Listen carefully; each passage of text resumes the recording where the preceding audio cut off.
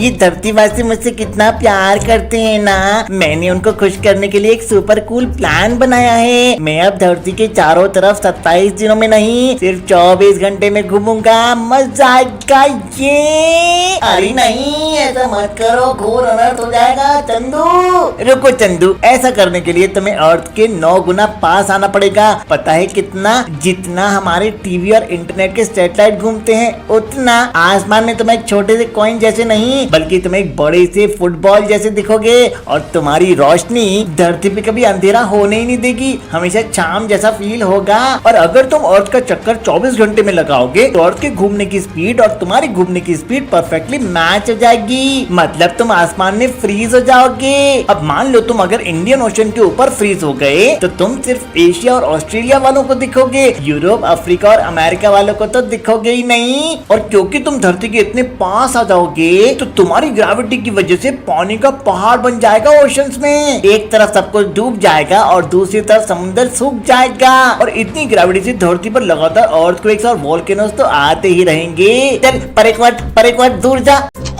अच्छा कल iron man देख रहा था, ये आर्क रिएक्टर क्या होता है? अरे वाह, मस्त सवाल। आर्क रिएक्टर एक फ्यूचरिस्टिक क्लीन एनर्जी सोर्स है। टोनी स्टार्क के पापा होवर्ड शार्क ने बनाया था और टोनी ने उसको मिनिएचराइज कर दिया। ये एक कॉम्पैक्ट न्यूक्लियर फ्यूजन रिएक्टर है, छोटी सी डिवाइस जो गीगावाट्स की एनर्जी बनाती है। आर्क रिएक्टर का जो पहला वर्जन था उससे टोनी ने अपना हार्ट बचाया और अपने सूट को पावर किया। और फिर आयरन मैन 2 में उसे प्रॉब्लम हो गया था ना पैलेडियम पॉइजनिंग का। हाँ, तो उसने वाइब्रेनियम कोर से अपग्रेड किया, इको फ्रेंडली और सुपर पावरफुल। अर्थ तो क्या ये रियल में एग्जिस्ट करता है? नहीं, सैटर्न ये फिक्शन है, लेकिन इंस्पायर्ड बाय रियल साइंस। अभी तक जो न्यूक्लियर से एनर्जी बन रही है वो न्यूक्लियर फिजन से बन रही है। न्यूक्लियर फ्यूजन तो सूरज में होता है। न्यूक्लियर फ्यूजन में दो छोटे हाइड्रोजन एटम्स मिलके बड़ा हीलियम एटम बनाती हैं, एनर्जी रिलीज होती है। ये बहुत ही सेफ और क्लीन एनर्जी का सोर्स है और साइंटिस्ट इसको धरती पे बनाने का ट्राई कर रहे हैं। मुझसे ज्यादा एसिडिक कौन है? मैं हूँ सबसे गर्म, सबसे जहरीला। पूरा एटमॉस्फेयर एसिड से भरा हुआ है मेरा। अरे अर्थ क्या हुआ? क्यों रो रही हो तुम? वीनस की बातों पे ध्यान मत देना। तुम्हें क्या पता, मैं भी तुम्हारी तरह एसिडिक थी।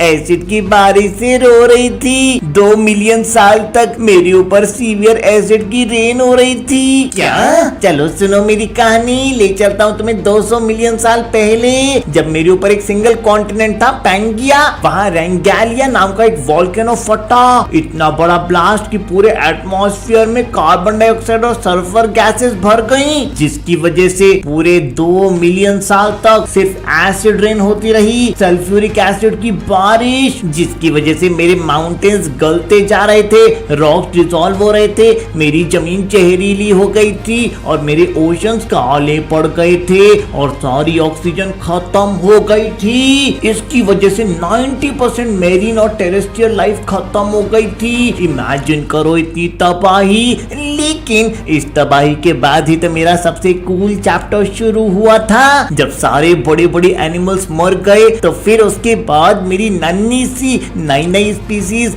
डायनासोर आई और फिर उन्होंने करीब करीब 166 मिलियन साल तक मेरे ऊपर राज किया। वीनस सुन, देखो देखो, एलियंस आ गए, खुद चल के आए हैं। 3i एटलस को भेजा है। चल झूठे, हर बार की तरह फिर से कोई पत्थर ही निकलेगा। नहीं भाई, इस बार मामला बहुत सीरियस है, ये कोई नॉर्मल पत्थर नहीं। साइंटिस्ट भी बोल रहे हैं हो सकता है ये एलियन शिप हो। एक बड़े साइंटिस्ट हैं आवी लोब, वो कहते हैं इसकी चाल ढाल थोड़ी अलग है, कॉमेट जैसी टेल भी नहीं थी शुरू में। क्या पता एलियन ने ही भेजा हो हमें देखने के लिए। अबे थोड़ी ठंड रख ले, ऐसा कुछ नहीं है। सुन मेरी बात, ये एलियन वाली कहानी तो नासा ने पहले ही डिबंक कर दी है। नासा ने बड़े बड़े टेलीस्कोप से देखा, जैसे हबल, जेम्स वेब, और उन्होंने कंफर्म किया कि ये एक नॉर्मल कॉमेट ही है। हाँ, थोड़ा स्पेशल जरूर है। जब ये सूरज के पास आया तो इसमें से गैस और धूल निकली, बिल्कुल एक कॉमेट की तरह है, और इसमें पानी की बर्फ मतलब वाटर आइस और कार्बन डाइऑक्साइड भरी हुई है। ये तो बस एक भटका हुआ मुसाफिर है जो दूसरे सोलर सिस्टम से आया है और बिल्कुल डरने की जरूरत नहीं है। ये हमसे 100 170 मिलियन माइल्स दूर है। और सुनो इसके बारे में, इसमें बहुत सारी CO2 भरी हुई है, मतलब ये किसी ऐसे स्टार सिस्टम से आया है जहाँ बहुत ठंड थी और हो सकता है ये 7 बिलियन साल पुराना हो।